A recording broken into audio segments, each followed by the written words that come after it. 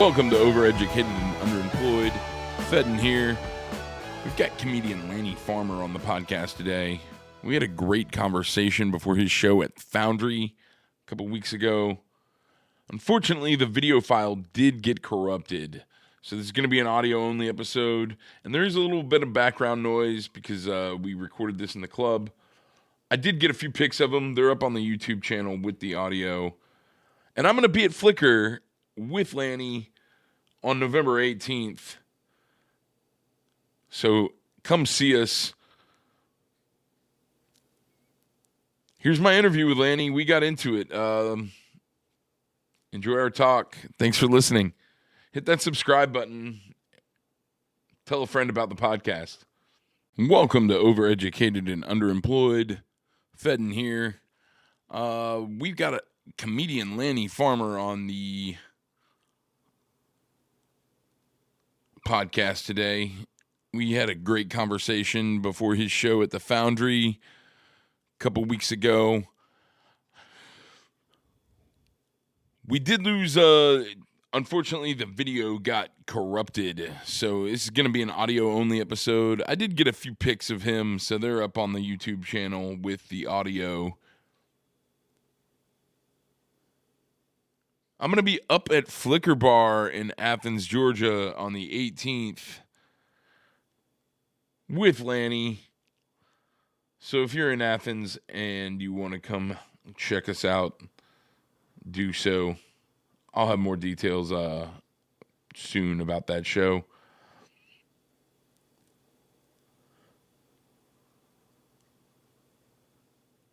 Well, here's my interview with Lanny Farmer. We got into it. There's a bit of background noise because we recorded it in the club before the show, but I think you can hear us just fine. So enjoy our talk. Thanks for listening, y'all. Hit that subscribe button. We're on Overeducated and Underemployed. I'm here with Lanny Farmer. He's a comedian since 13 years now, right? 13 years, yeah. And it's an honor to sit down with you, man. Happy to be here. I'm going to start with a variation of the question I ask everybody. Yeah. And that is, what's the first joke that you remember loving as a kid? Oh, man. You should have given me time to think about that. The first joke, that's a hard one. Let me think about that. Can we come back to that? Yeah. It's the first one that you remember, too. So not necessarily the first one that you I know, like, my loved, but my grandfather told me, or he told a lot of jokes. I don't know if any of them were appropriate for children, or I probably didn't understand them that much. Do you remember maybe the first thing that like really stuck with you that you wanted to like retell, or like the first joke you wanted to like tell somebody else? Because I feel like I feel like that is usually when I ask a musician that question, I ask them what the first song they remember loving. Yeah. I feel like with a joke, it might be more like, what's the first joke that you were like, I want to tell this to somebody? Yeah. You know? I feel like one of my favorite jokes. I think I like it so much because it's about a farmer, and with my last name, I always thought it was fun. But it was a farmer walked into his bedroom with a chicken under his arm, and his wife was in the bedroom, and he looked at his wife, and he said, "This is the pig. This is the pig I've been screwing." And she goes, "That's a chicken, you idiot." And he goes, "I was talking to the chicken." That's like a street joke, but just classic. Like, I heard that one, and I was like, I like the misdirection of it, and I like I don't know, I just like the whole setup of the joke because like it's fun to picture in your head that happening. So I like that joke a lot. Yeah, I think the first one for me is very, very similar, kind of like play on words, misdirection. It was Who's on First. It was Abbott Costello. Yeah. My grandfather showed me that, and I was hooked. Like, and it was sketch comedy was my first love when it came to comedy. Was it for you too, or did you like stand up very early? I really liked sketch comedy growing up.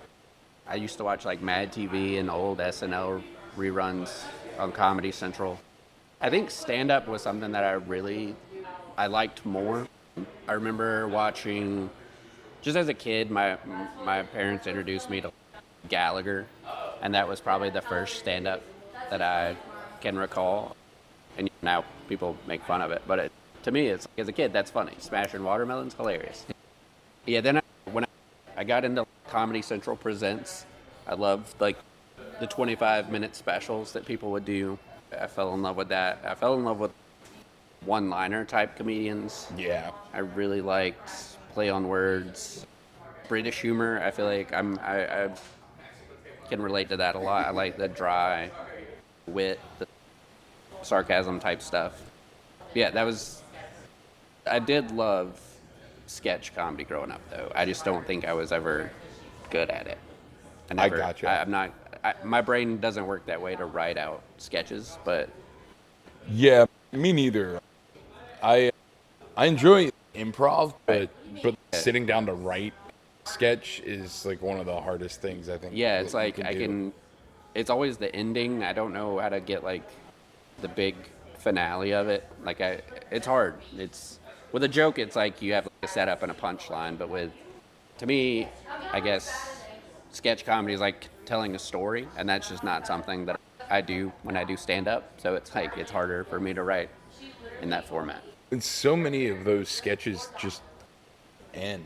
Yeah, They don't really like even the great SNL sketches. Like yeah, they they just end. have an abrupt kind of ending.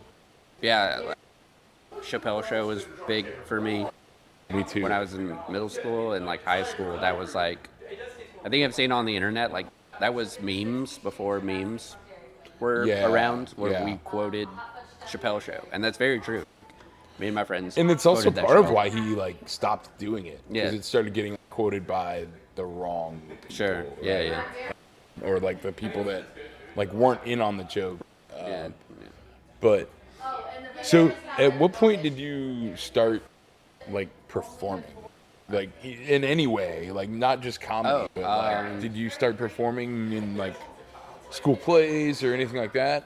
In the first thing I remember doing in elementary school was I went to a Christian elementary school, and my brother had a part in the school play, and then it was just basically like standing there and like moving. It wasn't like speaking, and he got sick the night before the play. They got me to fill in, and that was the first time like being in front of a crowd, and like I remember being very nervous, even though I wasn't really I was just literally standing there, but being in front of that many people was scary. And then I was forced to do like choir and musical stuff in school because I was in a music class and they forced me to be in that, and I didn't really enjoy that much.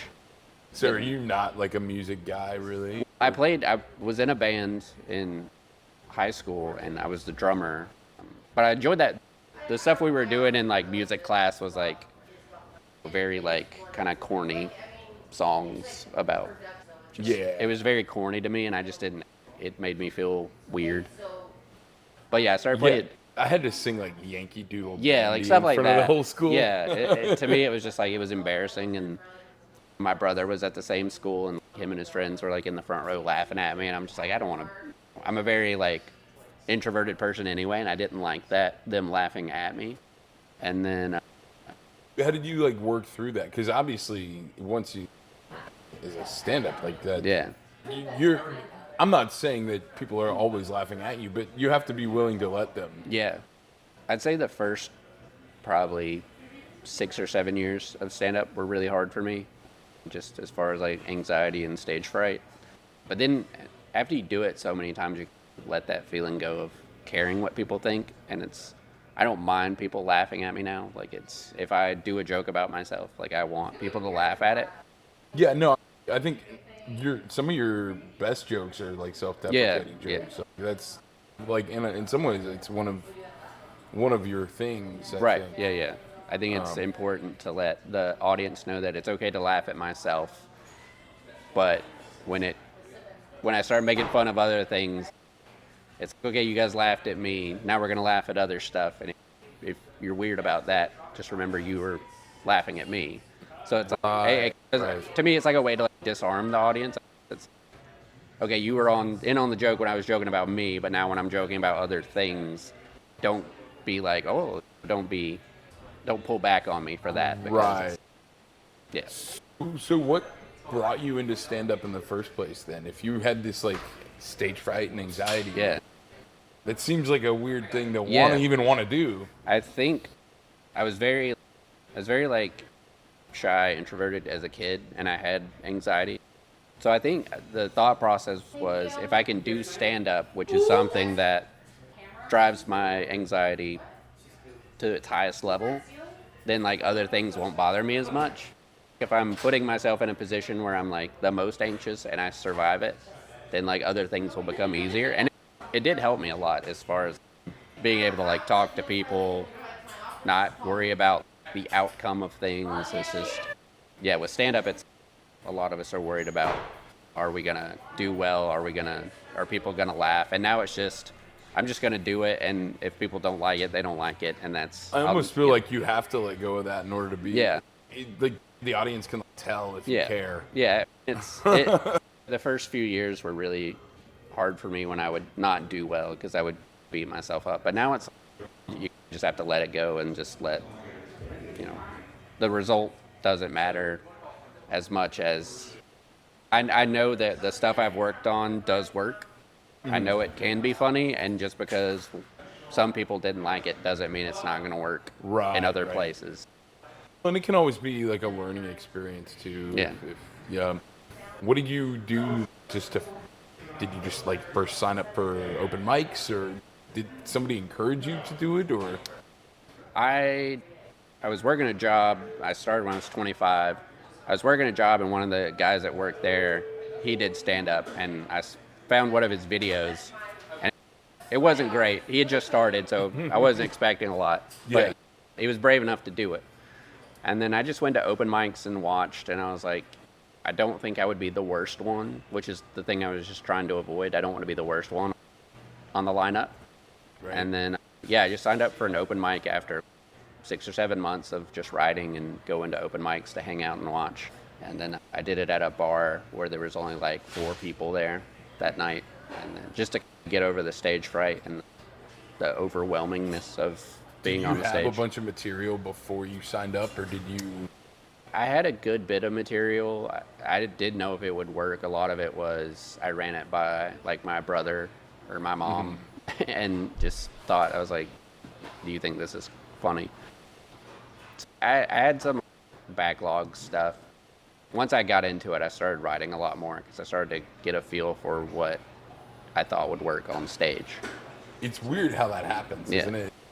It's like you go your whole life without writing jokes, and then once you open the floodgates just a little bit, it's for me, I like almost immediately after performing my first few times was like, this is what I like. I'm a comedian.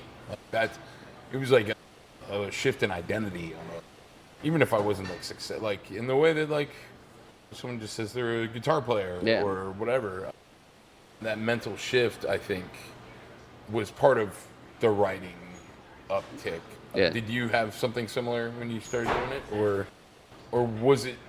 It sounds like, so. I did a lot of public speaking in other ways long before I did stand up. So that was not something I had to overcome. But so it was like the moment I started, I was like, oh, this is the kind of public speaking I should be doing. Yeah. Did you fall in love with it right away, or? After the first show, I liked doing it, and it wasn't as scary as I thought it was going to be.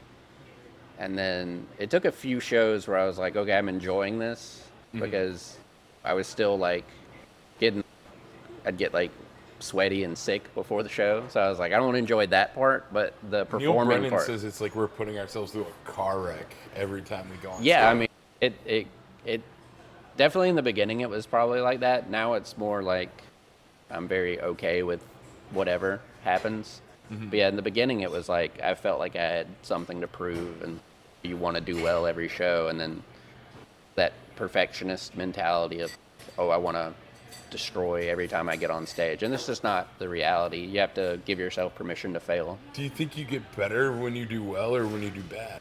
Because I think the only way you get better is by doing poorly. Yeah, you have to. It's like anything else. You have to be bad at it for a while before you get good at it. And it's just giving yourself that leeway to be bad at it. It's not I still see that with newer comedians. It's like they're beating themselves up in like the first year. They're like, oh, I'm not good at this. I'm like, yeah, none of us were. It's like it takes time. Unfortunately, it does take a lot of time. And that's why there's so many people that like don't keep doing it. Yeah. You have to really want it. Yeah, yeah. Yeah, it's something you definitely have to like really be in love with. To me, it's still a hobby for me. Like I don't do it full time, but it's something that, you know, it still excites me, and it gives me like a feeling that I don't get from others doing other things. Mm-hmm. It's definitely, to me, it's a better feeling than when I played music. But You think it comes from the same place? maybe. I know when I was in a band, because I was the drummer, I was in the back and no one really saw me. If I messed up, people would notice, but I was in the shadows, not really seen. So that made it easier, and I was on stage with other people. To me, comedy is more, it's really like you're putting yourself out there and really being exposed to a crowd that they can love it or hate it. And that's, with music, if people clap, it's okay, we're doing well. But like with comedy, you have to be getting laughs, or you're like, I suck at this. Yeah, and not only that, like you can have a good show with no audience. Yeah. If you're in a band. Yeah, you can still have a pretty fun time if you're in a band and there's only like 2 people there.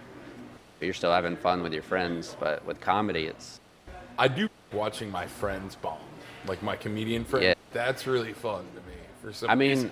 I think You're it's the just because it's sadistic streak. such a like shared experience with comedians. It's like we've all been there, and like maybe you're happy that it's not happening to you in that moment, but we've all been there. And I feel like at least if I'm laughing at them, yeah, then at least somebody's laughing. Yeah. It might be for the wrong reasons. yeah. I always try to, if I feel like someone had a bad set or bombed, I try to just encourage them. Maybe not make Yeah. fun of them, because it's hard. Yeah, And no, of course. when you're with friends with comedians, they're all like, they'll make fun of you, which is fine. Oh no, but yeah, I think that's Yeah, part of, like I don't make fun of the people Right, I right, don't right. like. yeah, yeah, yeah. But it's Like also, we'll make fun of each other and then be like, maybe these people are just having a bad night, or could be the Yeah. audience. Maybe it was you. Who knows? Just Well, sure. move on to the next one. I think it's more like for me in the moment, if I'm the only one laughing, then at least somebody's laughing. Yeah. I will say I've done shows where I'm bombing and I would have either the guy running the show or someone else on the show laugh. And that kind of hurt more than nobody laughing, because I'm just like, oh, I don't know if they're mocking me or they're just like, they feel bad for me. See, I always took But that's it as just like, in my well, own- at least the comedians think I'm fun. Yeah. Yeah. In my head, though, it's like the comedians are like the only ones laughing. You're like, oh, I'm not doing well. Oh But- man. I'm sure it's. Now you've just ruined No, half no. of my nights in comedy. No, I'm Don't ruin it. I'm sure when you do it, it's fine. But it's like when a comedian's in the back and they just go, huh, something like that. It's like you know they're like yeah. Oh kind yeah. of making fun of you. But Yeah. honestly, I think bad shows have taught me more. When you have a good show, it's like you don't really reflect on it as much, or at least I don't. I'm just like, oh, I did well. That's cool. But when I do bad, I'm like, okay, here's what I messed up on. Here's what I need to work on. It forces me to hone in and like rewrite stuff. It makes me work a little more. Yeah. And also, I think bombing really, it is weird. And I've talked to other comedians about this, where like you'll have 2 good shows, 3 bad shows, and it'll be like hills and valleys. And I think you need that to kind of keep your head straight and keep Well, a it little. helps you figure out what works and what Yeah. doesn't. Yeah. Do you think that your desire to create, whether it was music or comedy, do you think that comes from the same place? I think it probably does. With music, I wrote some music by myself, and it's writing lyrics and riffs. When you come up with something that you like, it's like, oh, this is cool. I want to share this with people. And I think it's the same with comedy. When I come up with a joke, I'm like, oh, this is cool. I can't wait to try this joke out. But then ironically, it's like those jokes that I'm most excited about usually are the ones that don't work. And I'm like, I was really excited about this joke and no one likes it. Do you like belligerently stick with them longer than you should? Oh yeah, yeah. Me too. I'll stick with a joke, and I'm just like, I really need to. I'll talk with people about it. I'm like, I really need to stop doing this joke, and they're like, yeah, you probably should. But it's like a weird puzzle, and it's like I want to figure out how to get this to work, even if it's like just a bizarre premise that like only a few people would get. I want it to work, and yeah, I feel like sometimes it's okay to have a joke in there just for you. And it's also one of those things you can come back to a joke 5 years from now and be like, oh, I figured it out. It took me a while, but I figured. Or sometimes they're just not ready for it. Yeah. Sometimes it's just you Marty gotta McFly and Johnny Be Good. You gotta put it on the back burner and just work on other stuff, and eventually something will come. But at what point did you decide you were gonna like really? Because you say it's still a hobby, but I feel like there was a shift at one point for you where the last 5 years you've really been going for it in a way that you weren't before. Yeah, I think the pandemic kind of shifted my thought process, because that's when I started hosting shows. I got asked at the Jittery Joe's in Bethlehem, where I live near there. They wanted to start a show because they had a patio and we could do it outside. And the manager asked me, and I was like, I've never really hosted a show. I'm not sure I'd be good at it. But then I was like, I'm not doing comedy at all. Everything's shut down. So I started that. And then I realized that I liked hosting and booking shows. So I started getting into that. And I guess, that aspect of it. I guess just when comedy was taken away from us for that chunk of time, I was like, this is something that I really want to do, and I'm going to fight to do it. And I think that kind of made me put myself out there a little more, do more shows, do shows that maybe I knew I wouldn't necessarily be comfortable in those situations. Doing shows where I knew there was not going to be anyone there, or do shows where it's, I don't know how to explain it, but sometimes they just turn into a comedy workshop. Yeah, there's like certain venues where I'm like, okay, I know my jokes don't go over well here. If I started doing shows at like retirement homes, and I was like, I don't think they're going to enjoy my style of comedy. But then it forced me to change my style of comedy to write more clean jokes, to write jokes that can work in most venues. Yeah, no, I think that is something that comedians should do more of. Right.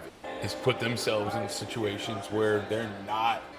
I think we all should have our rooms where we get to say whatever the fuck we want. Yeah. But at the same time, I don't think that like having some constraint put on your set is like a bad thing. Yeah.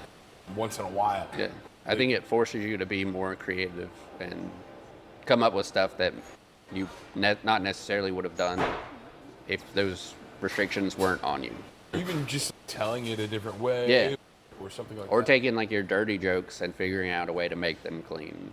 That's something I've done a lot. Nate came up in regular comedy clubs, but his goal was to like not let the other comedians realize he was clean. Yeah. He was like not going around telling people he was a clean comic. He was just was. Yeah. And it probably took 2 or 3 specials for it to dawn on me. Yeah. I feel that way about like Jim Gaffigan. Mm-hmm. Like I never considered him like a clean comedian, but then when you sit back and look at his material, it's like, oh yeah, he doesn't really cuss or do anything. Definitely, he's probably more friendly than Nate in some ways. Yeah. And I think that's if you can do that, like that's to me, that's a really amazing. I don't think that. I think there's a place for dirty jokes and jokes that aren't for everybody, but I do think that is the mark of a really, really good comic. Is somebody who can do a clean set, somebody who can do jokes for. Yeah. And if you're just like a dirty comedian, it really limits your opportunities. Because even when I do hosting sets at clubs, they'll say, be clean, something you would see like TV clean. And if I hadn't my show in Bethlehem was a clean show because it had to be because it was a coffee shop. So it's like if I hadn't worked on that skill, I probably wouldn't get as many opportunities as I get because I can do both. I can be. There's like profanity laws in Georgia. Oh, really? I think that's part of why they like have to have if it's like an open air. I know, like when we were at Jittery Joe's, the owner had little kids and families could just walk. The coffee shop was still open, so kids and families could walk in at any time. So they just told us to be aware of that. But I talked to a lot of comedians that have done that show, and they're happy that it's there because it allows them to work on that skill. Yeah. To work on being clean. It really, to me, it really opens you up and can help you get more opportunities as a comedian, which is always cool. What are some of the biggest challenges for you when you're writing jokes or performing in a club, like personally? I think the biggest challenges for me writing jokes is I'm not one of those comedians that like sits down and writes every day. Mm-hmm. I'm very much, when it comes to me, I'll jot it down. I'm that way too. Yeah, and then sometimes I'm bad about not jotting it down. I'm like, oh, I'll remember that.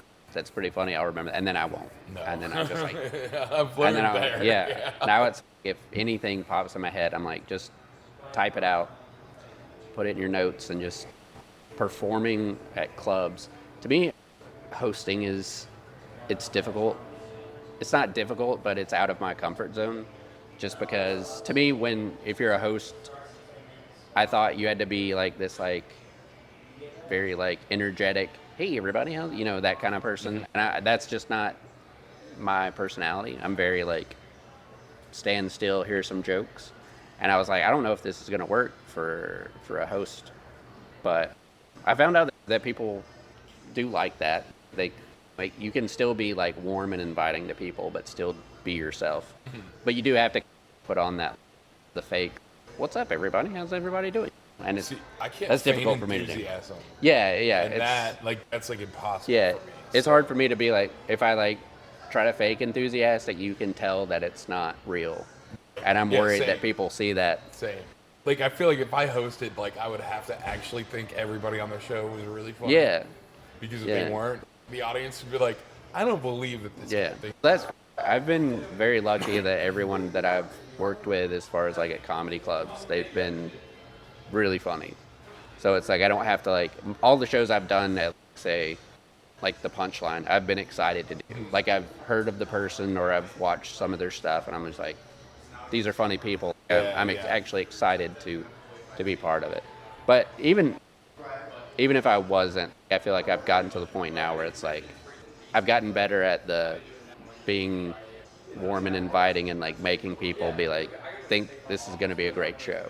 Even if maybe I'm not sold on it yet, I'm just like, you have to be like a salesman in a way. And I never thought that was a skill that I had.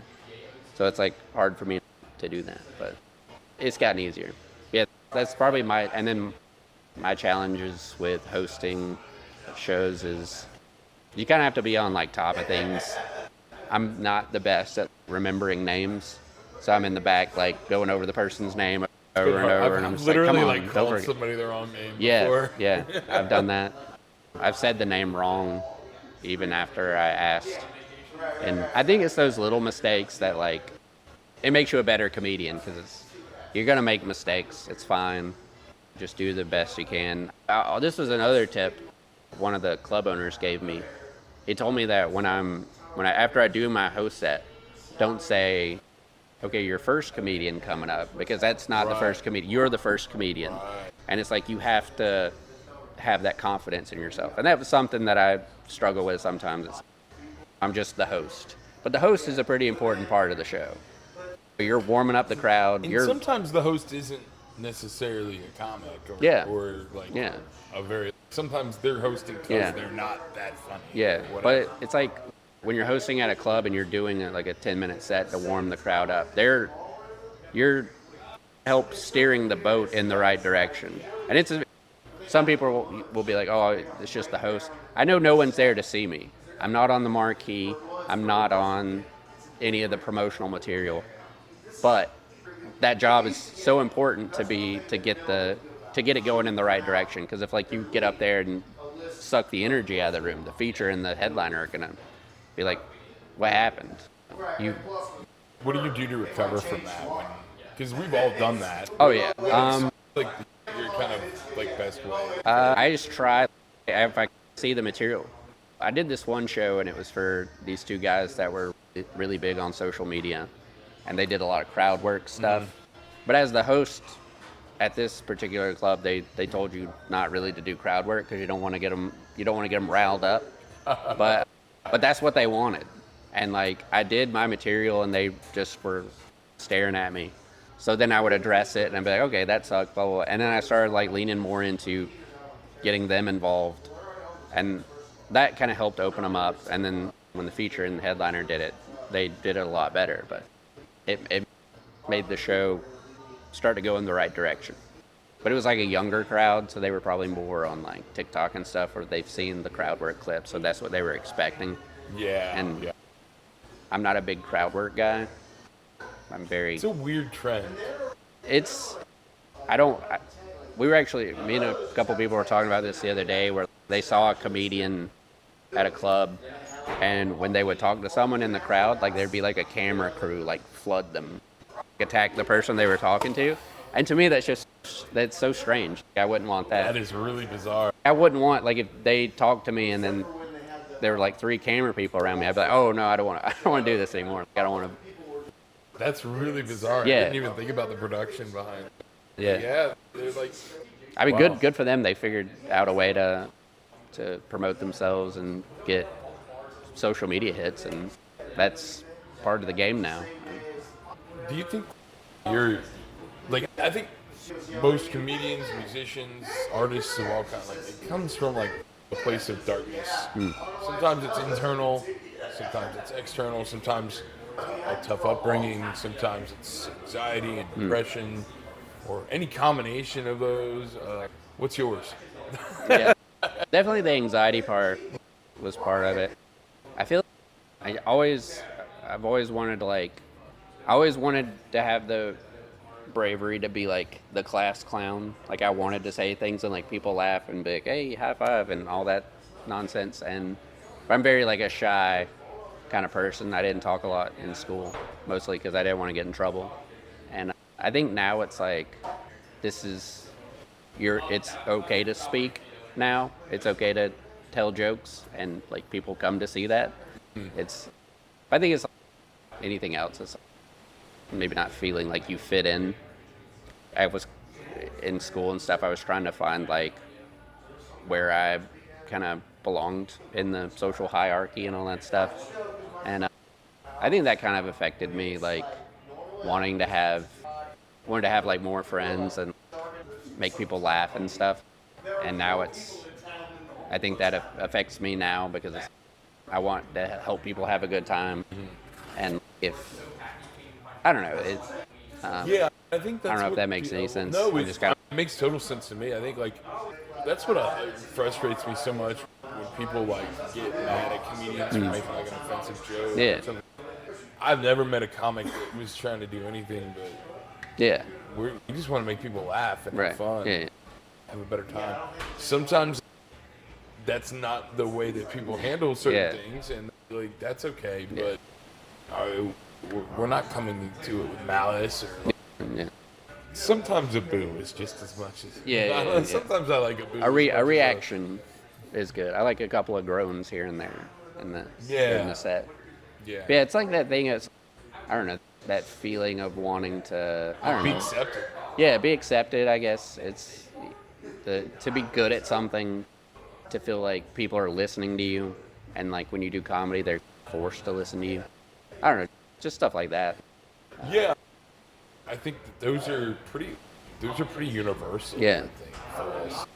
I've listened to Neil Brennan talk a lot about doing stand-up, and I think it almost requires like a certain level of narcissism, like a little bit. I think so, yeah.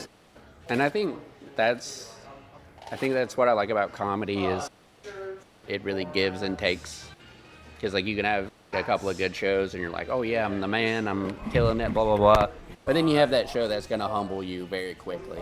And I think that's good because it really, I know for me, it's like when I started out and I would do well, I'm like, oh, I'm so good at this. This is easy. And then you would bomb and it's like, God, I hate this. And it's like, to me, it's a good way to keep the ego in check.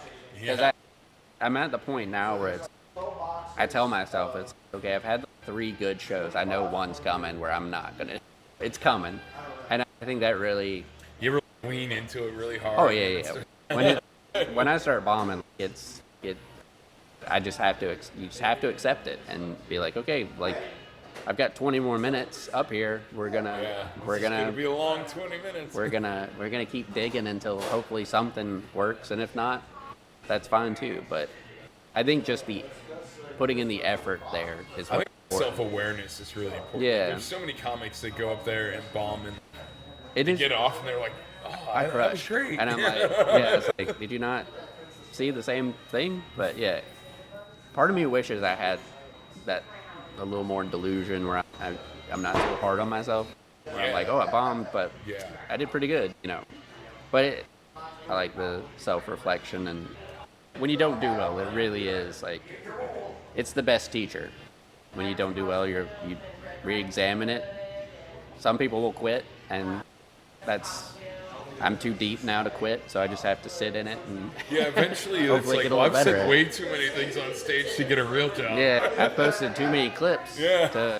But I actually did once get a contracting job for like social media work because they had seen my stand-up and they thought it was funny and they were looking for someone to do like funny stuff for them. So I was like, okay, so maybe it's not all bad, but. I feel like I'm just gonna get like a social media editing job. Yeah. Like, you're not funny, but you really can edit. Yeah, you're getting really good at social media. Yeah, the content's not great, but yeah. So, what's your goal? Do you have a goal? To me, like comedy is. I think the reason I love comedy so much is because it's always been very go with the flow. I don't really have. I've had little goals along the way, and. As I meet certain goals, like I'll be like, okay, I'll come up with another one. I'm not really vocal about them. Like I'm just, and they don't make or break me if I don't reach those goals. But they're just like little things I'd like to accomplish. Right now, my big goal is to be more of a feature at clubs than just a host. I like the host. I think it's fun, but I think to me, like featuring is the sweet spot.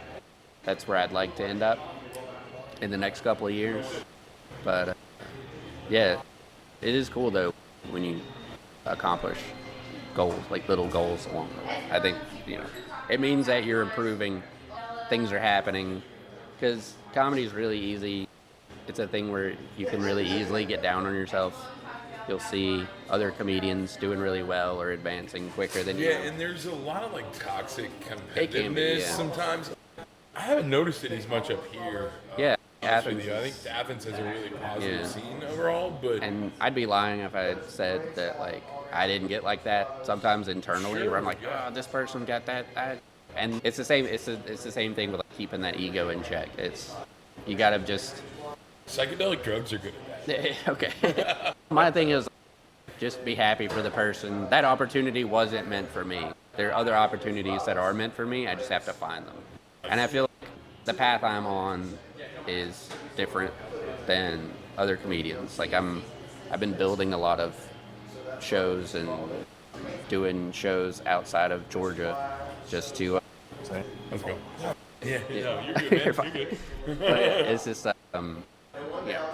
building your own path is to me has been more rewarding because it's like I'm getting shows that are like off the beaten path. I'll do like get random shows in different states, and to me that's exciting. But yeah, there's so many different paths with comedy. A lot of people I think can figure out their own way. Hank Green, he's like a YouTuber. He does a lot of science videos and stuff, but he put out a video pretty recently that's like, I don't really have goals. I just try and do what I have with the tools that I have in my toolbox. And I relate to that a lot. Like, I don't necessarily know where I'm going. Yeah. Like, I know I'm going to keep moving forward. Yeah, there's like subconscious goals that when stuff happens, you're like, oh, I did want to do this, but you just didn't really verbalize it or write it down or whatever. It just, sometimes things just happen and you didn't realize that was the thing that you wanted. You get an opportunity and you're like, oh, I really enjoy this, and I never would have thought of it if I wouldn't have thought of this organically. But this door opened and I went through it and I'm like, oh, this is pretty cool. So as someone who's been doing comedy for like well over a decade now, how have you seen it change in the last 3 years? I feel like there's been like a drastic shift in a lot of what's going on. How has comedy changed in the last 3 years? Right. So yeah, in the last 3 years, I think there's a lot of people that think they can do it that aren't funny. A lot of people that think they can just be offensive.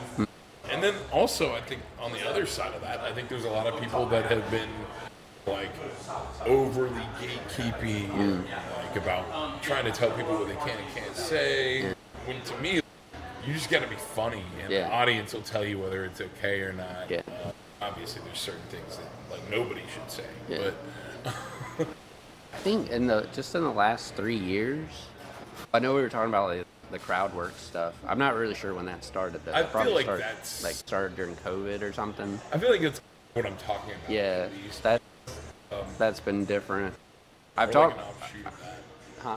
Or like an offshoot of what I'm talking about. I've talked to other comedians. I've featured for this guy, and he's been in the game a long time, and we worked at all these clubs and stuff, but then now certain clubs won't let him headline because his social media account isn't high enough. Like, I've heard things like that, where it's like you have to have 100,000 followers or they won't even book but you. It's also like doing stuff on social media and doing stuff on a stage are very different. I've seen people that do really well on social media, and then they're like, I'm going to get into stand-up. And then they get into stand-up and they're not prepared they'll have 20 minutes of material and they're doing an hour just because they can sell the tickets. Like, people know them. Only person I've seen pull that off is Cat Williams. Oh, yeah. He can bullshit. Yeah, but 45 minutes and tell 3 jokes. I fear for those people because it's like, how many times will people come out to see you? They'll probably come once and be like, oh, yeah, he did well for 15 minutes and then the rest was really bad. And then will people come back to see that? I don't know what their longevity will be. Yeah, I think it's somebody like Joe List. Yeah. I think he's mastered that. Yeah. He's almost like conning you into thinking there's going to be jokes, and then there's not. But he's like balls to the wall, hilarious the whole time. But he's like, promise there's jokes coming. The best one I heard was, you don't start working right when you get to the office. Right. Yeah. But he's like this con artist, like eternally selling you this thing that's going to happen that doesn't happen. Well, I feel like... But I don't think a lot of crowd work guys do that. Yeah. I know, like, to me, it's better to be a good comedian and then blow up on social media versus blowing up on social media and then trying to do comedy, like stand-up. To me, I'd much rather work on the craft of stand-up and not have people notice it for a long time, and then at some point something happens and then people are like, oh, he's been doing this a while. Like, you can tell that he's good at the craft that he's been working on. And social media is very fickle. Your account could be suspended or deleted the next day. And it might not even be. It could just be like for no reason. Got hacked or It's crazy. It's a very fickle thing. But with stand-up, it's the old way of doing it, I guess, like working clubs and building your set and building a following. Like, it's definitely more difficult now, I think, than what it was, because now most people will only come out to see you if they know you, if they've seen your It's almost the social opposite, media. too, in a way. It's if they've seen you, they're not going to come, because it's like, they'll come see you the first time if they've seen you on social media, but then the second time, it's like, well, that's where I think, like, comedians have a struggle that, like, musicians don't. Like, nobody wants to hear a joke over and over again. Or you want to hear songs over and over. Yeah, musicians can get away with it because people come to hear the song they've heard over and over. They want to hear the hits. With comedy, it's like, you better have some new material. We got to come up with a lot of new stuff. Hey man, it sounds like they're about to get the show started. You got tour dates. You're doing a lot of stuff in November and December. Yeah, all my dates are on lannyfarmer.com. You check those out. There's a link in the description of the episode. Sounds like they finally caught up to me, so I'm gonna get out of here. Hell yeah. Thanks for having me, man. I appreciate it. Thanks, Lanny. I appreciate you, man. All right, that was my chat with Lanny Farmer. Come check us out at Flicker Bar in Athens on November 18th. I want to let you know next week we've got Jason Thrasher. He's a photographer and an artist, and we had a really amazing talk. I hope you stick around for that.